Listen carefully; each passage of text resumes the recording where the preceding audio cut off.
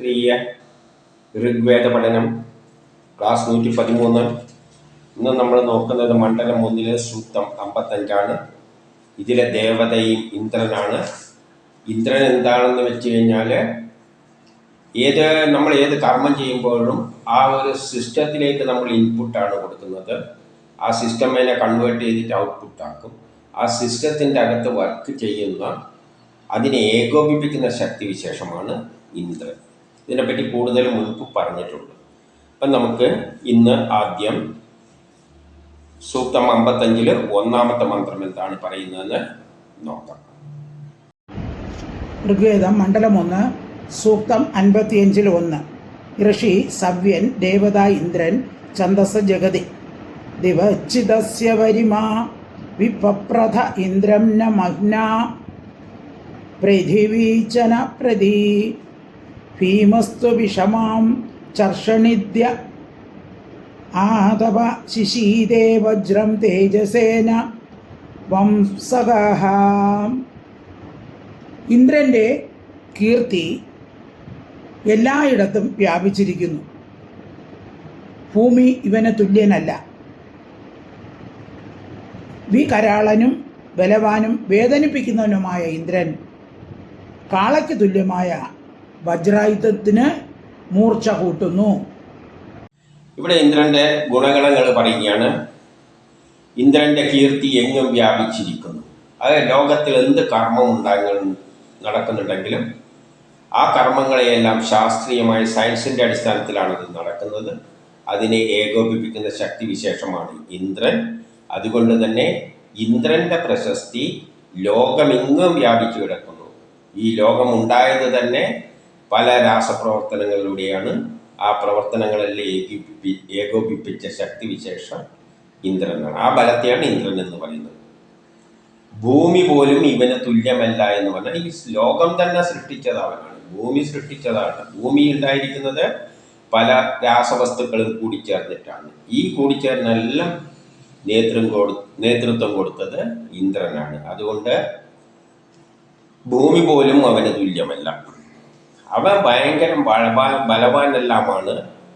അവനെല്ലാം വേദനിപ്പിക്കുന്ന ഇന്ദ്രൻ എന്ന് പറയുമ്പോൾ അവൻ വേദനിപ്പിക്കുന്ന ഇന്ദ്രനാണ്. വേദനിപ്പിക്കുന്ന ഇന്ദ്രൻ എന്ന് പറയുമ്പോൾ പല പ്രവർത്തനങ്ങളും മുറിക്കുകയും തളിക്കുകയും ചെയ്തിട്ടാണ് നടക്കുന്നത്. നമ്മളിപ്പോൾ ഹൈഡ്രജൻ ഓക്സിജനും കൂട്ടിയിട്ട് വെള്ളം ഉണ്ടാക്കണ്ടെങ്കിൽ ഹൈഡ്രജനെ മുറിച്ച് വേർപെടുത്തണം, ഓക്സിജനെ വേർപെടുത്തണം. എന്നിട്ട് 2 ഹൈഡ്രജന് 1 ഓക്സിജനുമായിട്ട് കൂട്ടിയിട്ട് വെള്ളം ഉണ്ടാക്കാൻ പറ്റും. അപ്പോൾ മുറിക്കുക എന്ന് പറയുന്നതാണ് ഇവിടെ വേദന എന്ന് പറയുന്നത്. ഏത് വസ്തുവിനെയും മുറിച്ചും തറച്ചുമാണ് പുതിയ വസ്തു ഉണ്ടാക്കുക. ഒരു മേശ ഉണ്ടാക്കണ്ടെങ്കിൽ മരത്തെ മുറിച്ചും തറച്ചുമെല്ലാം തന്നെയാണ് മേശ ഉണ്ടാക്കുന്നത്. സാമ്പാർ ഉണ്ടാകുമ്പോൾ അതിലുള്ള എല്ലാ വസ്തുക്കളും പൊടിഞ്ഞു ഒരുമാതിരിയെല്ലാം പതയെല്ലായി വേർതിരിഞ്ഞെല്ലാണ് സാമ്പാർ എന്ന പുതിയ രൂപമായിട്ട് മാറുന്നത്.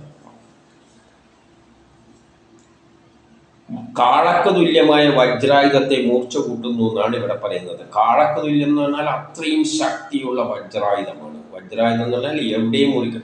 ഇപ്പം നമുക്കറിയാലോ, ഒരു ഇറച്ചി വയറ്റിലെത്തുമ്പോൾ ദഹിക്കുന്ന എങ്ങനെയാണ് ചില രാസപ്രവർത്തനങ്ങൾ നടക്കുമ്പോൾ ഇറച്ചിൻ്റെ അകത്തുള്ള ബോണ്ടുകളെയെല്ലാം അവർ തമ്മിൽ യോജിപ്പിക്കുന്ന കയറുകളെ എന്ന് വേണമെങ്കിൽ പറയാം. ആ ബോണ്ടുകളെയെല്ലാം പൊട്ടിച്ചിട്ട് ആണ് അതിനെന്താക്കുന്നത്, പദമുള്ളതാക്കി തീർക്കുന്നത്. ഇനി നമുക്ക് രണ്ടാമത്തെ മന്ത്രത്തിൽ ഋഗ്വേദം മണ്ഡലം 1 സൂക്തം 55 സോ അർണവോ നദ്യ സമുദ്രിയ പ്രതി കൃഷ്ണാദി വിശ്രുതാവരീമഭി ഇന്ദ്ര സോമസ്യ പീതയേ വൃഷായതേ സനാത് സയുത്മ ഓജസ പനസ്യതേ. അന്തരീക്ഷവ്യാപിയായ ഇന്ദ്രൻ പ്രവഹിച്ചുകൊണ്ടിരിക്കുന്ന ജലത്തെ സമുദ്രം ആകർഷിക്കുന്നത് പോലെ പ്രഭാവത്തെ ഗ്രഹിക്കുന്നു. അവൻ സോമപാനത്തിനായി കാളയെ പോലെ പാഞ്ഞു നടക്കുന്നു. ശക്തനായ ഇന്ദ്രൻ സ്തുതികൾ ആഗ്രഹിക്കുന്നു. ഇവിടെ മേഘങ്ങളെ മഴ പെയ്ക്കുന്നതിൻ്റെ കാര്യമാണ് പറയുന്നത്. മേഘങ്ങളെ മഴ പെയ്ക്കുക എന്ന് പറഞ്ഞാൽ മേഘങ്ങളെ 2 ചാർജുള്ള വെള്ളം 2 തരം ചാർജുള്ള അയോണുകളായിട്ട് പൊടിയെല്ലാം പറ്റിക്കൊണ്ടാണ് 2 തരം മേഘങ്ങൾ ഉണ്ടാകുന്നത്. ഒന്ന് ഫസ്റ്റ് ചാർജും മറ്റേത് മൈനസ് ചാർജും. ഇത് വെള്ളത്തിൻ്റെ തന്മാത്ര വിഭജിച്ചിട്ടുണ്ടായതാണ്. അങ്ങനെ വേർപെടുത്ത് നിൽക്കുന്ന മേഘങ്ങളെ തമ്മിൽ കൂട്ടി യോജിപ്പിച്ചിട്ടാണ്, ഈ ചാർജുകളെ തമ്മിൽ കൂട്ടി യോജിപ്പിച്ചിട്ടാണ് മഴ പെയ്ക്കുന്നത്. അപ്പം അന്തരീക്ഷ വ്യാപിയായ, അപ്പോൾ ആ അന്തരീക്ഷത്തിലെല്ലാം എവിടെയുണ്ട്, ഇന്ദ്രനില്ലാത്ത സ്ഥലമില്ല. ആ ഇന്ദ്രൻ എന്ത് ചെയ്യും? ആകാശം മുഴുവൻ വ്യാപിച്ചു കൊണ്ടിരിക്കുന്ന ജലത്തെ സമുദ്രം നദിയിൽ കൂടി തന്നിലേക്ക് ആകർഷിപ്പിക്കപ്പെടുന്നത് പോലെ, നദികളെല്ലാം പോയിട്ട് സമുദ്രത്തിൽ ചേരുന്നത് പോലെ ഈ മേഘങ്ങളെ, അന്തരീക്ഷത്തിലൂടെ എല്ലാം ഒഴുകി നടക്കുന്ന മേഘങ്ങളെ അദ്ദേഹം തന്നിലേക്ക് ആകർഷിക്കുന്നു, എല്ലാത്തിനെയും കൂട്ടി യോജിപ്പിക്കുന്നു. അതിനുള്ള പ്രഭാവം അതിന് ഉണ്ട്. അവൻ സോമപാനത്തിനായി കാളയെപ്പോലെ പാഞ്ഞു വരുന്നു. സോമപാനം ചെയ്യുക എന്ന് പറഞ്ഞാൽ എപ്പോഴും എല്ലാറ്റിനെയും, ഈ രണ്ടു തരം മേഘങ്ങളെയും അവരെടുത്തിട്ടാണ് മഴയായി പെയ്ക്കുന്നത്. സോമപാനം ചെയ്യുക എന്ന് പറഞ്ഞാൽ ഇപ്പം രണ്ട് വസ്തുക്കളെ തമ്മിൽ യോജിപ്പിക്കണ്ടെങ്കിൽ ഇത് രണ്ടും ഒന്നായി തീരുകയാണെന്ന് വെച്ചു. അപ്പം ഈ കൊടുക്കുന്ന വസ്തു ഇത് രണ്ടുമാണ്. ഏതോ ഒരു പ്രക്രിയയിലൂടെ ഇതിങ്ങനെ യോജിക്കുകയാണ്. ആ പ്രക്രിയയെ ഏകോപിപ്പിക്കുന്ന ശക്തിയാണ്. അപ്പം ആ ശക്തി ഇതിനെയും എടുത്ത് പിന്നെ ചേർത്തിട്ട് പുതിയൊരു സാധനം ഉണ്ടാക്കുകയാണ്. ഇത് പുതിയ സാധനമാണ്, ആദ്യമുള്ള സാധനമല്ല. ആദ്യമുള്ള സാധനം ഇങ്ങനെയാണ്, ഇതാണ്. ഇത് പുതിയൊരു സാധനമാണ്. അപ്പം ആദ്യമുള്ള സാധനത്തെ ആരെടുത്ത്? ഇന്ദ്രൻ എടുത്തിട്ട്, ഇന്ദ്രനാണ് ഇതിനെ ഏകോപിപ്പിക്കുന്നത്. അപ്പം സോമപാനത്തിനായി കാളയെ പോലെ പറഞ്ഞു. അതായത് സിസ്റ്റം അതെടുക്കുന്നതാണ്. ആധുനിക സയൻസിൽ സിസ്റ്റം എടുക്കുന്നു പറയും. ഇവിടെ സിസ്റ്റത്തിൽ വർക്ക് ചെയ്യുന്ന ശക്തി, ഏകോപിപ്പിക്കുന്ന ശക്തിയാണ് ഇന്ദ്രൻ. അപ്പം ഇന്ദ്രൻ പാനം ചെയ്യുന്നു. ഇവിടെ ശക്തനായ ഇന്ദ്രൻ സ്തുതികളെ ആഗ്രഹിക്കുന്നു. സ്തുതികളെ ആഗ്രഹിക്കുക എന്ന് പറഞ്ഞാൽ വേദമന്ത്രങ്ങളെ, സ്തുതികളെ. ശാസ്ത്രത്തിൻ്റെ അടിസ്ഥാനത്തിലാണ് ഇന്ദ്രനെല്ലാം യോജിപ്പിക്കുകയുള്ളൂ. സയൻസിൻ്റെ അടിസ്ഥാനത്തിലേ യോജിപ്പിക്കുകയുള്ളൂ. ഇപ്പം മേഘങ്ങൾ കൂടിച്ചേർന്ന മഴയാകുന്നതിന് ഒരു സയൻസിൻ്റെ തത്വമുണ്ട്. ഹൈഡ്രജനും OH കൂടി ചേർന്ന് കഴിഞ്ഞാൽ ജലമായി മാറും. അപ്പോൾ സയൻസിൻ്റെ തത്വത്തിൽ മാത്രമാണ്. അപ്പോൾ ആ സ്തുതികളുടെ അടിസ്ഥാനത്തിലെ ഇന്ദ്രൻ വർക്ക് ചെയ്യുള്ളൂ. അതുകൊണ്ട് സ്തുതികളെ ആഗ്രഹിക്കുന്നു, അതായത് സയൻസിനെ ആഗ്രഹിക്കുന്നു. സയൻസ് ഉണ്ടെങ്കിൽ മാത്രമേ, ആ സയൻസിൽ നിന്നുള്ള പ്രേരക ശക്തിയാണ് ഇന്ദ്രൻ, അതാണ് യോജിപ്പിക്കുന്നത്. ഇനി 3 ഋഗ്വേദം മണ്ഡലം 1 സൂക്തം 55 3. ത്വം തമിന്ദ്ര പർവ്വതം ന ഭോജസേ മഹോ നിർമ്ണസ്യ ധർമ്മണാമിരജ്യസി പ്രവീര്യേണ ദേവതാദി ചേകിതേ വിശ്വസ്മാ ഉഗ്രകർമ്മണേ പുരോഹിത. ഇന്ദ്രൻ മേഘങ്ങളുടെ സ്വാമിയും എല്ലാ സമ്പത്തുകളുടെ ഉടമസ്ഥനുമാണ്. ശക്തന്മാരിൽ വലിയവനാണ്. വികരാള കർമ്മങ്ങളിൽ അഗ്രഗണ്യനുമാണ് ഇന്ദ്രൻ. ഇവിടെ പറയുകയാണ്, ഇന്ദ്ര നീ മേഘങ്ങളുടെ സ്വാമിയാണ്. മേഘങ്ങളുടെ സ്വാമി എന്ന് പറഞ്ഞാൽ മേഘങ്ങളെയെല്ലാം നിയന്ത്രിക്കുന്ന അവനാണ്. മേഘങ്ങളെ മഴക്കാലം വരുന്നത് വരെ വേർപെടുത്തി നിർത്തും. മഴക്കാലം വരുമ്പോൾ അവയെ തമ്മിൽ യോജിപ്പിക്കും. അപ്പം മേഘത്തെ നിയന്ത്രിക്കുന്ന സ്വാമി ഇന്ദ്രനാണ്. സമയം എത്തുമ്പോൾ ഇന്ദ്രൻ പറയും, നിങ്ങൾ തമ്മിൽ യോജിക്കും, കൂട്ടിച്ചേർക്കും, എന്നിട്ടാണ് മഴയായിട്ട് പെയ്ക്കുന്നത്. അതുകൊണ്ട് മേഘങ്ങളുടെ സ്വാമിയാണ്, എല്ലാ സമ്പത്തുകളുടെ ഉടമസ്ഥനാണ്. മേഘം മഴയായി പെയ്യുന്നത് കൊണ്ടാണ് ഭൂമിയിൽ സമ്പത്തുകൾ ഉണ്ടാകുന്നത്, കൃഷി ഉണ്ടാകുന്നത്, അഭിവൃദ്ധിപ്പെടുന്നത്. മഴയില്ലെങ്കിൽ ജീവജാലങ്ങൾക്ക് നിലനിൽപ്പില്ല. അപ്പം എല്ലാത്തിൻ്റെയും സമ്പത്ത്, ഈ ഭൂമിയിൽ എന്തെല്ലാം തളച്ചു വളരുന്നുണ്ടോ അതിൻ്റെ എല്ലാം ഉടമ, അവകാശി ഇന്ദ്രനാണ്. പിന്നെയോ അവൻ ഏറ്റവും വലിയ ശക്തിമാനാണ്, കർമ്മങ്ങളിൽ അഗ്രഗണ്യനുമാണ്. അവൻ ശക്തിമാനാണ്. ഏത് മേഘങ്ങളെയും അവൻ കൂട്ടിച്ചേർത്ത് മഴയാക്കി പെയ്യിപ്പിക്കും. അതുമാത്രമല്ല, കർമ്മങ്ങളിൽ അഗ്രഗണ്യനാണ്. അവൻ വിചാരിച്ചാൽ നടക്കാത്ത കാര്യമൊന്നുമില്ല എന്ന് 4-ാമത്തത്. ഋഗ്വേദം മണ്ഡലം 1 സൂക്തം 55 4. സ ഇദ്വനേ നമസ്യുഭിർ വജസ്യുതേ ചാരുജനേഷു പ്രബ്രുവാണ ഇന്ദ്രിയം വൃഷാ ചന്ദുർഭവതി ഹര്യതോ വൃഷാക്ഷേമേണ ധേനാം മഖവാ യതിന്വതീ. ഇന്ദ്രൻ മനുഷ്യരിൽ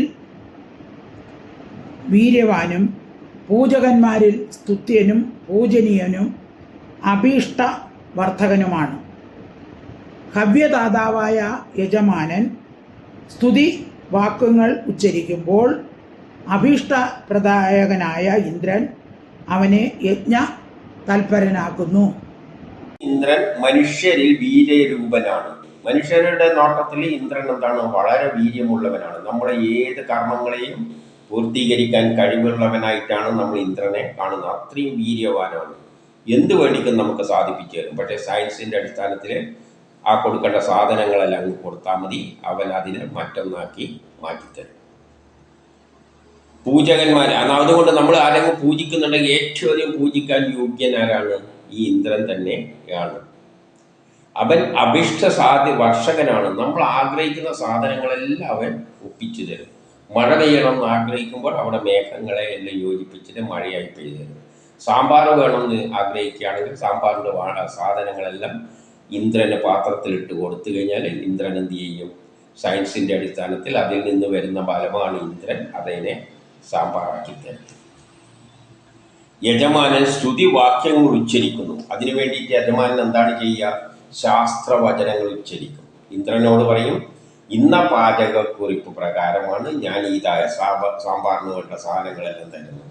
ആ പാചകക്കുറിപ്പുണ്ടല്ലോ, അല്ലാതെ അച്ചാറുണ്ടാക്കേണ്ട പാചകക്കുറിപ്പ് വെച്ചിട്ട് സാധനങ്ങൾ കൊടുത്താൽ സാമ്പാർ ഉണ്ടാക്കി തരില്ല. അപ്പം ഓരോന്നിനും ഓരോ ശാസ്ത്രമുണ്ട്. ആ ശാസ്ത്രത്തിൻ്റെ അടിസ്ഥാനത്തിൽ നമ്മൾ ഇന്ദ്രനോട് കൊടുത്തിട്ട് പറയും, ഇന്ദ്ര നീ എന്നെ ഒന്നിക്ക് സാമ്പാറാക്കുക, ഈ കൊടുത്ത സാധനത്തെ അച്ചാറാക്കുക, ഇതിനെ റെസിസ്റ്ററാക്കുക, ഇതിനെ കപ്പാസിറ്റി, എല്ലായിടത്തും കാരണം നടക്കുന്നുണ്ട്. നമ്മളെ ഭക്ഷണം തിന്നിട്ട് പറയും, ഇതിനെ വയറ്റിൽ വെച്ചിട്ട് രാസപ്രവർത്തനം നടക്കുന്നിടത്ത് വെച്ചിട്ട് നീ അതിനെ എന്താക്കണം? ശരീരത്തിന് വേണ്ട ഘടകങ്ങളാക്കി വിഭജിച്ചിട്ട് എത്തിക്കുക എന്നെല്ലാം പറയും. അപ്പം അതെല്ലാം സ്തുതിവചനങ്ങളാണ് ശാസ്ത്രത്തിൻ്റെ അടിസ്ഥാനത്തിൽ. അങ്ങനെ നമ്മൾ ശാസ്ത്രത്തിൻ്റെ അടിസ്ഥാനത്തിൽ സമീപിക്കുമ്പോൾ ഇന്ദ്രൻ നമ്മളെ യജ്ഞത്തിന് പ്രേരിപ്പിക്കുക. അതായത് ജ്ഞാനമുള്ളപ്പോഴാണ് നമ്മൾ യജ്ഞം ചെയ്യുന്നത്. ഒരു സയൻസ് അറിയുമ്പോൾ ആ സയൻസ് അടുപ്പിച്ച് നമ്മൾ യജ്ഞത്തിലേക്ക് ഇറങ്ങിത്തിരിക്കും. അപ്പോൾ ഇന്ദ്രൻ എന്ത് ചെയ്യും? അതിനെ സാധിപ്പിച്ച് തരും. സാമ്പാർ ഉണ്ടാക്കാൻ നമുക്ക് അറിയെങ്കിൽ, ശാസ്ത്രമുണ്ടെങ്കിൽ, സയൻസ് ഉണ്ടെങ്കിൽ, പാചകക്കുറിപ്പുണ്ടെങ്കിൽ നമ്മൾ ഇറങ്ങിത്തിരിക്കും, യജ്ഞം ചെയ്യാൻ ഇറങ്ങും. സാധനങ്ങളെല്ലാം ഇന്ദ്രന് കൊടുക്കും, ഇന്ദ്രൻ അതിനെ സാമ്പാറാക്കി തരും. ഇനി അഞ്ചാമത്തത് ഋഗ്വേദം മണ്ഡലം 1 സൂക്തം 55-5. സ ഇന്മഹാനി സമിധാനി മച്മനാ കൃണ്ണോതി യുത്മ ഓജസാ ജനേഭ്യ അഥാചന ശ്രദ്ധദതി തിഷീമത ഇന്ദ്രായ വജ്രം നിഘ്നദേവധം. ധൈര്യവാനായ ഇന്ദ്രൻ തൻ്റെ പവിത്രമായ ശക്തി കൊണ്ട് മനുഷ്യർക്ക് വേണ്ടി യുദ്ധം ചെയ്യുന്നു. മനുഷ്യർ വജ്രധാരിയായ ഇന്ദ്രനെ ഭക്തിപൂർവം നമസ്കരിക്കുന്നു. ഈ ശക്തിമാനായ ഇന്ദ്രൻ, പവിത്ര ശക്തിയോടുകൂടിയ ഇന്ദ്രൻ മനുഷ്യർക്ക് വേണ്ടി യുദ്ധം ചെയ്യുന്നു. മനുഷ്യർക്ക് വേണ്ടിയാണ് യുദ്ധം ചെയ്യുന്നത്. ഇപ്പോൾ ഒരു യുദ്ധം ഉണ്ടാകുന്നതെന്ന് വെച്ചോളൂ, ദൂരത്ത് ശത്രുവുണ്ട്, നമ്മളെന്ത് ചെയ്യും? ബോംബ് എറിയും. ഇപ്പം ബോംബിൻ്റെ അകത്ത് രാസവസ്തുക്കളാണുള്ളത്. അവിടെ വീഴുമ്പോൾ ആ ചൂട് കൊണ്ട് അതിൻ്റെ അകത്തുള്ള വസ്തുക്കളെ ഇന്ദ്രൻ എന്ത് ചെയ്യും? പൊട്ടിച്ചിട്ട് വായുവല്ലായി മാറുമ്പോഴാണ് അത് പൊട്ടിത്തെറിച്ചിട്ട് ശത്രുവിനെ കൊല്ലും. അപ്പോൾ അവിടെ ഒരു രാസപ്രവർത്തനം നടക്കുന്നു. അതിനെ ഏകോപിപ്പിക്കുന്ന ശക്തിയാണ് ഇന്ദ്രൻ. അപ്പോൾ അത് ഭയങ്കര പവിത്രമായ ശക്തിയോടുകൂടിയ ഇന്ദ്രൻ നമുക്ക് വേണ്ടിയാണ് യുദ്ധം ചെയ്യുന്നത്. ഇപ്പം അരി ചോറാക്കുമ്പോൾ അവിടെ ഒരു യുദ്ധം നടക്കുന്നുണ്ട്. അരി ചെറുത്തു നിൽക്കും. കട്ടിയായിരിക്കുന്ന അരി പദം വരാൻ സമ്മതിക്കില്ല. കാരണം ഇന്ദ്രൻ അതിനെ പദമുള്ളതാക്കാൻ തീർക്കുമ്പോൾ there is a reaction. Every action there is equal and opposite reaction.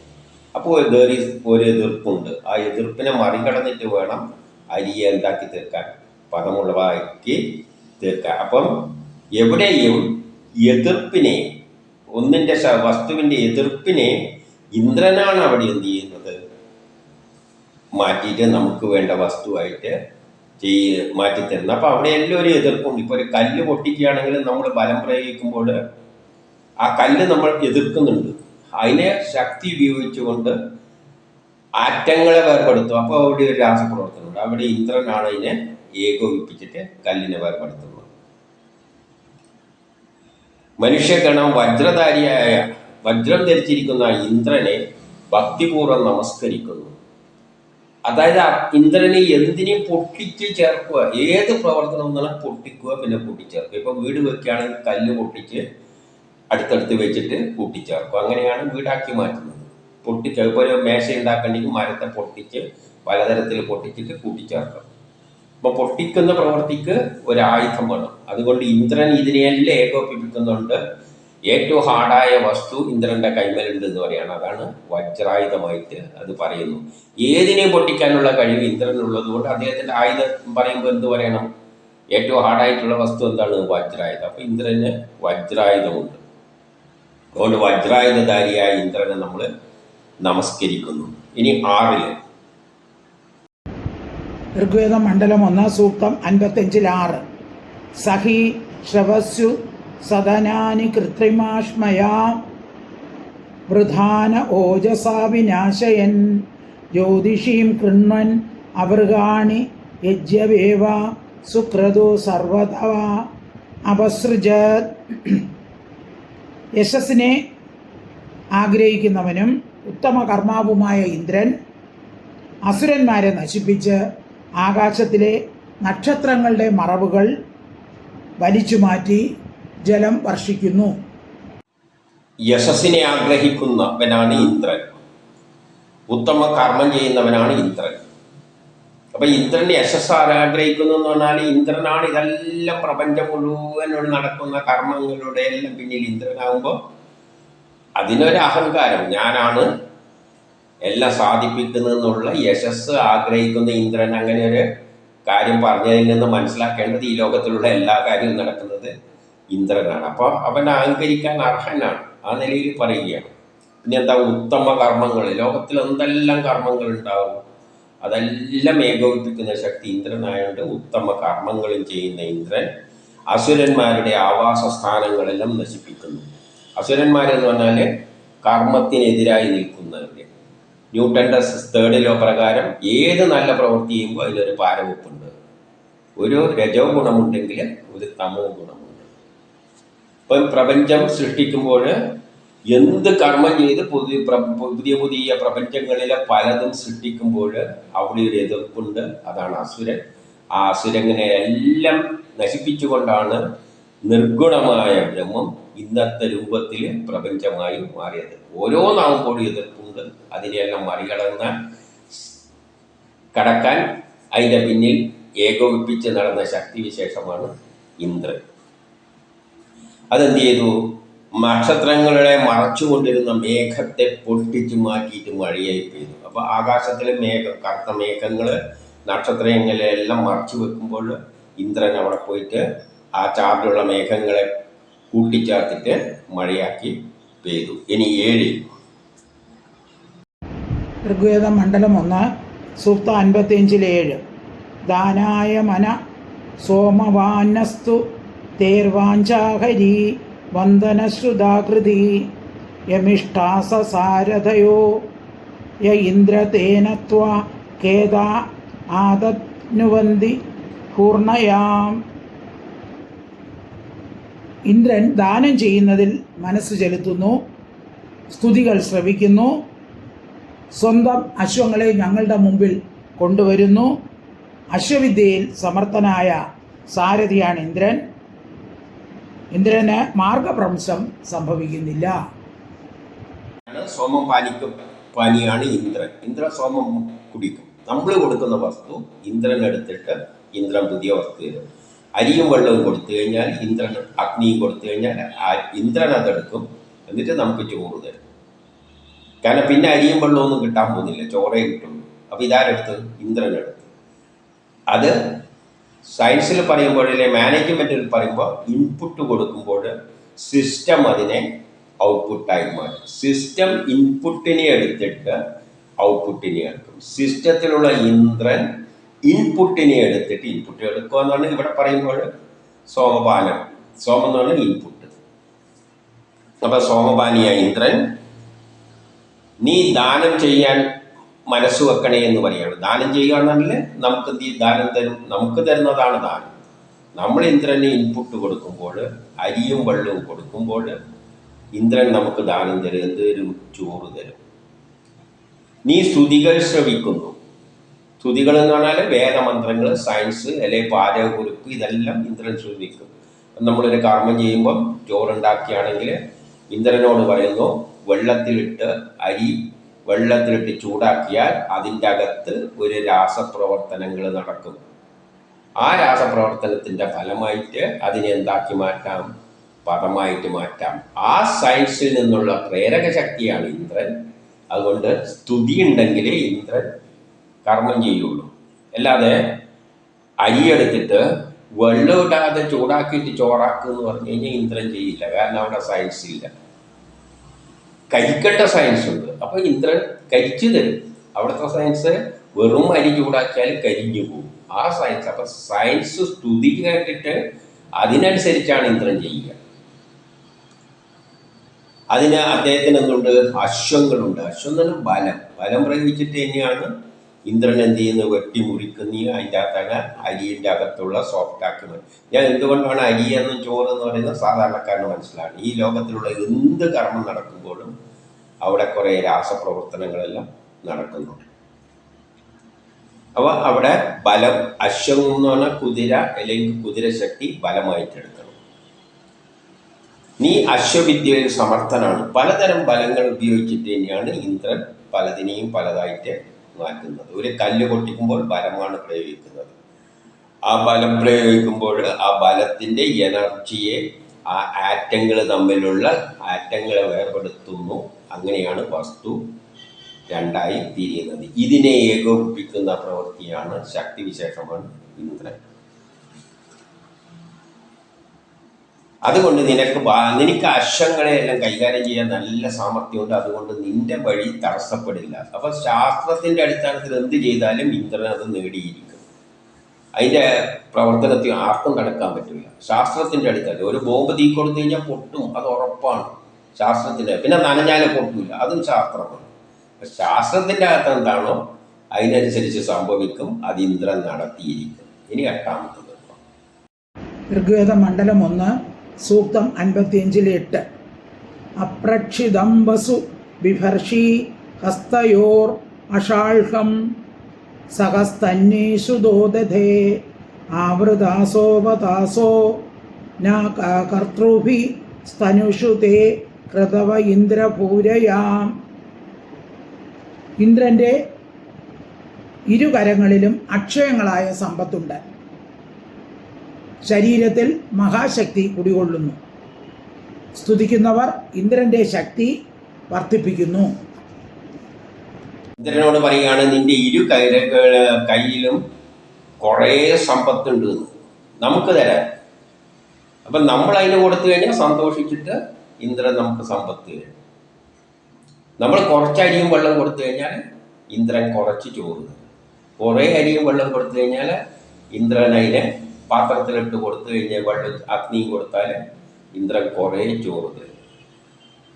പിന്നെ വേറെ വല്ല സാധനം കൊടുത്താൽ പായസാക്കി തരും, എന്തും ആക്കി തരും. അപ്പോൾ അസംഖ്യം സമ്പത്ത് നിന്റെ കൈമ്പിലുണ്ട്, നമുക്ക് ദാനം ചെയ്യാം. പക്ഷെ അത് കിട്ടണ്ടെങ്കിൽ നമ്മൾ ഇന്ദ്രന് കൊടുക്കണം. ഇന്ദ്രൻ്റെ കൈമ്പിൽ ചോറുണ്ട്, ചോറ് തരും ഇന്ദ്രൻ. പക്ഷെ എന്ത് ചെയ്താൽ മതി? ഇന്ദ്രന് അരിയും വെള്ളവും കൊടുത്താൽ മതി. അങ്ങോട്ട് കൊടുക്കണം, എന്നാലേ ഇങ്ങോട്ട് കിട്ടുള്ളൂ. അപ്പം അസംഖ്യ സമ്പത്തുണ്ട്, എന്തും അവൻ സാധിപ്പിച്ചു തരും. പലതരം വസ്തുക്കൾ ഉണ്ടാക്കാൻ ഇന്ദ്രൻ നമ്മളെ സഹായിക്കും. നിന്റെ ശരീരത്തിലുണ്ട്, അതിനുള്ള ശക്തി കുടികൊള്ളുന്നു. മഹാശക്തി നിന്റെ ശരീരത്തിലുണ്ട്.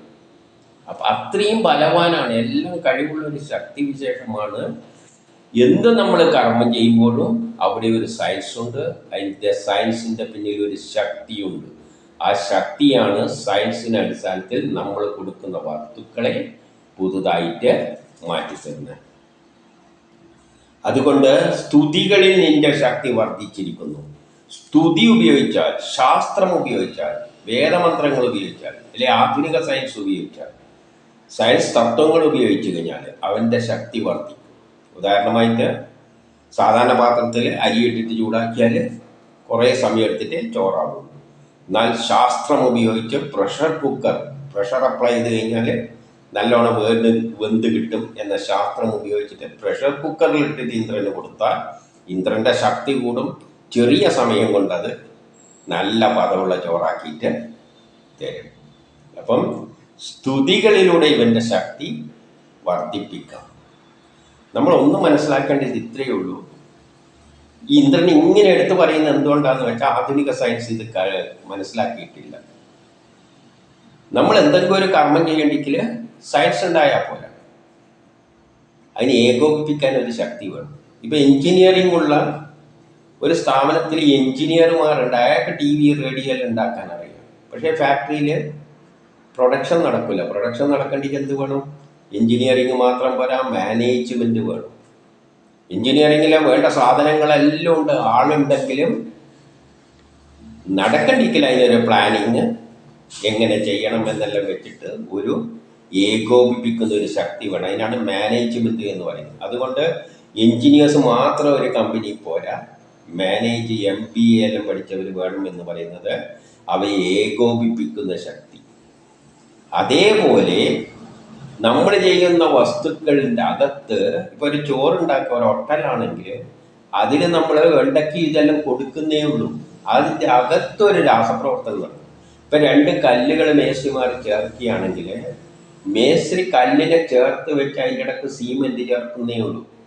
പക്ഷേ പ്രകൃതിയിലകത്തുള്ള ഒരു ശക്തിവിശേഷം, ആ സിമെൻറ്റിൻ്റെ അകത്തുള്ള സയൻസിലെ ഒരു ശക്തിവിശേഷം, ആ കൊടുത്ത വസ്തുക്കളിലെല്ലാം ഒരു രാസപ്രവർത്തനം സമയാടിസ്ഥിതമായി നടത്തിയിട്ട് ഈ കല്ലുകളെ തമ്മിൽ യോജിപ്പിക്കുന്നുണ്ട്. അപ്പോൾ ആ പ്രവർത്തനത്തിൽ ഏകോപിപ്പിക്കുന്ന ഒരു ശക്തി വേണം.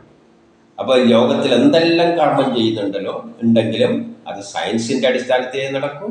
പക്ഷേ ആ സയൻസിൽ നിന്നപ്പോൾ എന്താ ഉണ്ടാകുന്നത്? ഒരു പ്രേരക ശക്തി വരുന്നുണ്ട്, അതിനെ ഏകോപിപ്പിക്കുക. അതാണ് ഇന്ദ്രൻ. ഇതാണ് ഈ പലതിലും പറഞ്ഞുകൊണ്ട് വരുന്നത്. അത് നമ്മൾ മനസ്സിലാക്കണം.